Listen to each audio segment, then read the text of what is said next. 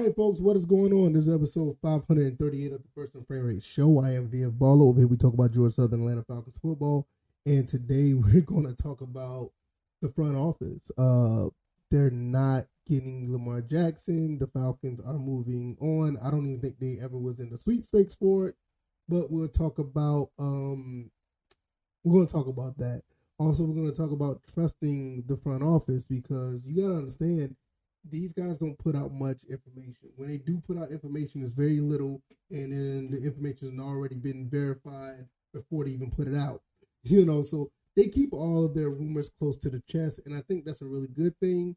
And we also have to understand that with all the examples that we have from the Matt Ryan, Calvin Ridley, Julio Jones situation, even with the Deion Jones situation, they don't really say much. So when we heard all these rumblings about Lamar Jackson, it made sense from a position standpoint, but from the money situation, it didn't. I just talked about that in the short, why this really didn't go through. But we'll talk about that more in this episode.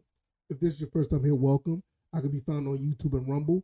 I'm also on Anchor, Stitcher, Spotify, Apple, and Google Podcasts. So if you don't want to subscribe on the YouTube and Rumble, you could be your own program manager and look over there to the podcast avenues and listen to at your leisure. Now, personally, if you want my opinion, I would rather for you to just subscribe to one or both. And so I really want you to subscribe to both, because one area may be down, like YouTube and Rumble may not be up, but Anchor or Apple may be up. It's weird how it goes sometimes. So hopefully you guys will, check that out and give out the support, man. I really appreciate the support. I really, really do. So, nevertheless, let's get into this. Lamar Jackson's not coming to the Falcons. I mean, I kind of, suspected this because of one reason only: money.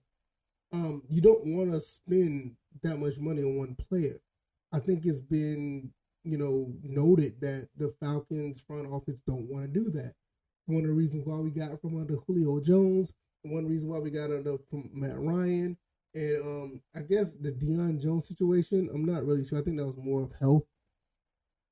But nevertheless, we wanted to get out of cap situation, real bad cap situations. And it seems like that's what we've done for the most part. We've gotten to the point where we don't have to worry about dead cap money or crazy, money that's being allocated to different things. And we can actually spend some money on players. And I understand that kind of sounds like an oxymoron when I just said about Lamar Jackson, but Lamar Jackson's situation is just, the price was just too heavy. And if we did match it, we'd have to give up 2 first-round picks. Is it worth it? I don't know. I mean, personally, I think it's worth it when it comes to the 2 first-round picks. I mean, I said that, that's a no-brainer. If you can get Lamar Jackson with 2 first-round picks, I get it. But if you're trying to be fiscally responsible as well, that's where the problem lies. Because, yeah, you can, the 2 first-round picks, okay, I get it. But the money that comes behind it, I mean, if you're paying Lamar Jackson $17 million a year to come into play, yeah, get the 2 first-rounders and get $17 million. But Lamar Jackson wants somewhere up to $50 million a year. I mean, and I'm pretty sure he wants it guaranteed. There's been reports that he wants it guaranteed, some reports that he don't. I would guess that he would want something under the Deshaun Watson realm. And Deshaun Watson, for all intents and purposes, his field of play, that's debatable if it's warranted to get all that guaranteed money. But when you flip side all the off the field stuff, that may not even be the case.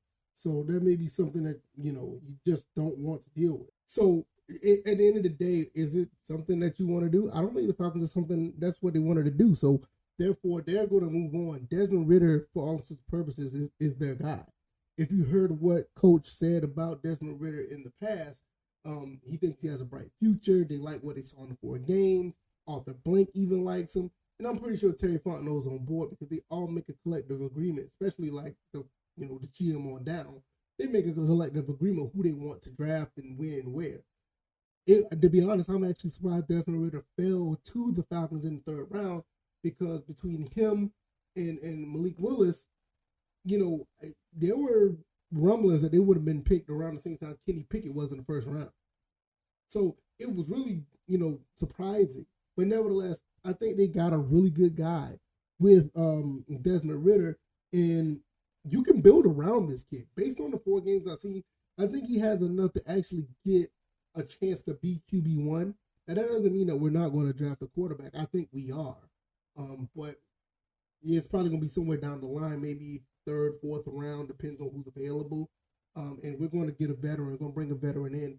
And I think that's where we're going to be sitting at when it comes to actually just the quarterback depth. But I think Desmond Ridder is going to be QB1. I will be really surprised if these guys pick a quarterback in the top, 2 rounds, let alone the first rounds. Because you're talking about guys like Levis and Richardson and Stroud and Young. Those guys could be going by pick number 8. With that being said, is it really viable for the Falcons to do that? I mean, if you do that, then you're probably going to be still in the same realm of, using a rookie quarterback to rebuild. I mean, I just don't get it. And if you're going to draft somebody that high, that's basically pushing Desmond Ridder to the side. I mean, I don't see Desmond Ridder being QB1 unless he severely outplays that person. So I just don't think it makes sense for the Falcons to do that right now. But it did send a message that the fact that Lamar Jackson is not, being pursued by the Falcons, it sent a message that they are going with a young quarterback in some capacity. And the way that Desmond Ridder played, and this is the guy they picked first, and Desmond Ridder didn't do anything to show any doubt, in my opinion, is, I think he still has the fighting chance to be that guy. Like I said, they're probably going to draft somebody late, pick up a veteran, and that's how it's going to be, in my opinion. That's what I think is going to happen. Nevertheless, when you look at everything, if you look at everything else in the scheme of things when it comes to the Falcons, they re-signed Lorenzo Carter. That's a really good pickup. Once again, that goes back to what I'm saying. Like, you got guys that are here that was on 1-year deals, on a bunch of prove-it deals. Can they make something happen? And a lot of guys still have a lot of, stuff on their resume that shows that they can make things happen to get an extension. Lorenzo Carter got one. I think, Rashaan Evans definitely should get one. I mean, I think I made an episode about that he needs to get paid. I mean, he needs to be, him and Troy Anderson needs to be together on that linebacker, line. Now, there's other names out there that are out there from other teams that I would like to see on the team for the Falcons, and I think they will help tremendously. Like, let's say, for instance, if you did upgrade to get a Khalil Mack or something like that. I mean, you get Mack, Anderson, and Rashaan Evans together. I mean, you're talking about a really nasty-looking front 7, and you turn around and you draft somebody like a Nolan Smith or, Will Anderson's already a linebacker, so I don't even know if you get Khalil Mack, do you turn around and get Will Anderson? If you get Khalil Mack and Will Anderson, what does that do for Rashaan Evans? I mean, it's a lot going on right there. You know what I'm saying?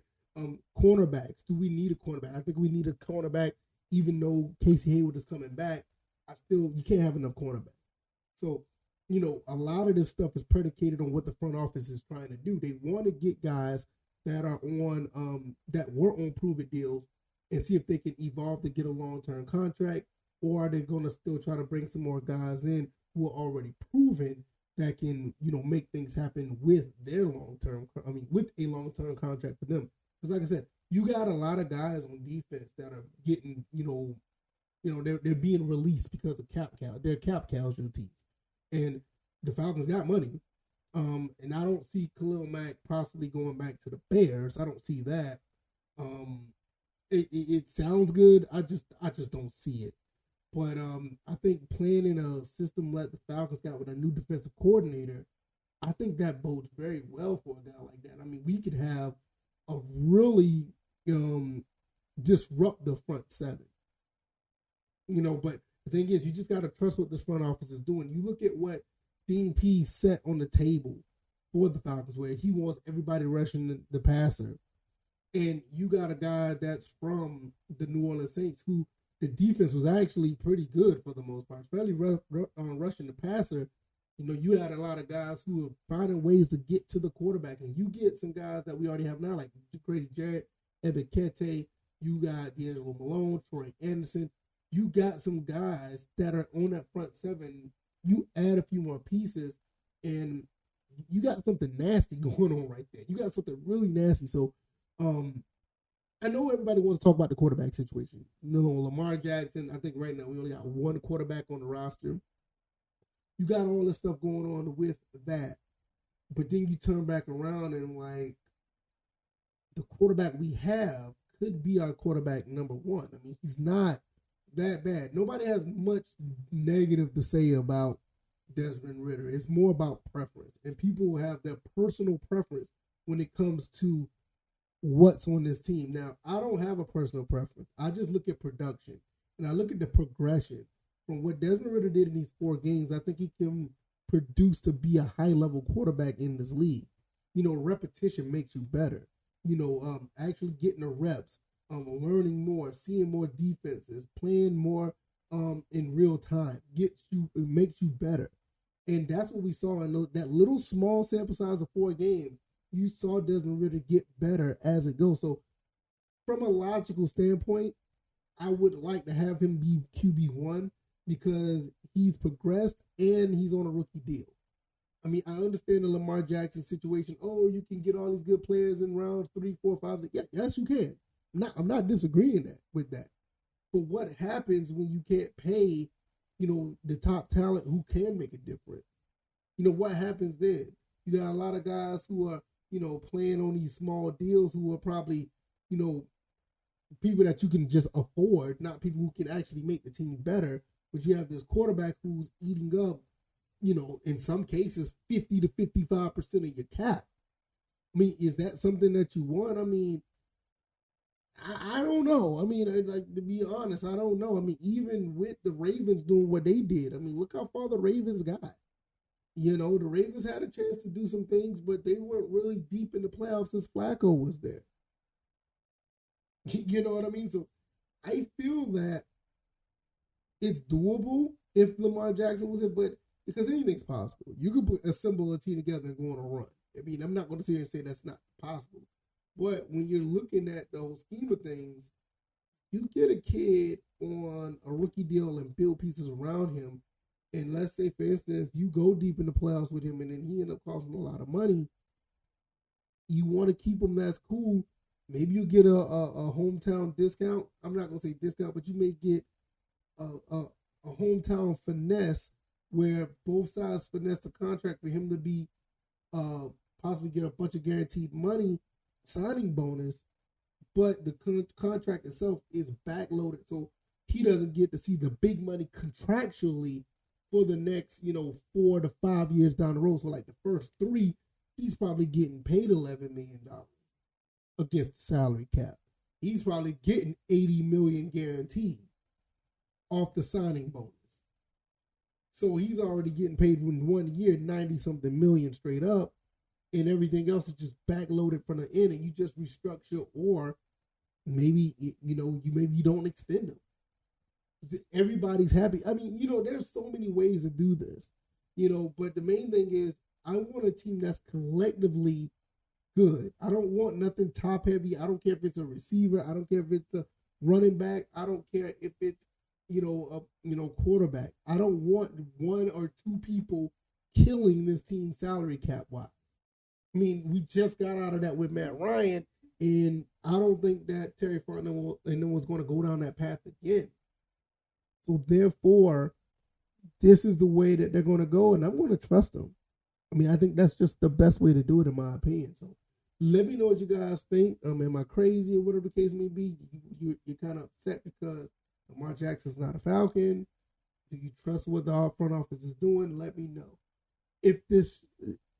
If you like this commentary, hit the like button. Share this podcast. Subscribe to the channel if you haven't already. Let me know what you guys think, and we'll just continue to keep it moving. I am on YouTube and Rumble, also on Anchor, Stitcher, Spotify, Apple, Google Podcasts. Thank you guys for the support. I am going to get up out of here. You also can find me on Twitter at VFBaller, where I talk about things that don't make it to the show. And you guys could, chime in on some things that I post.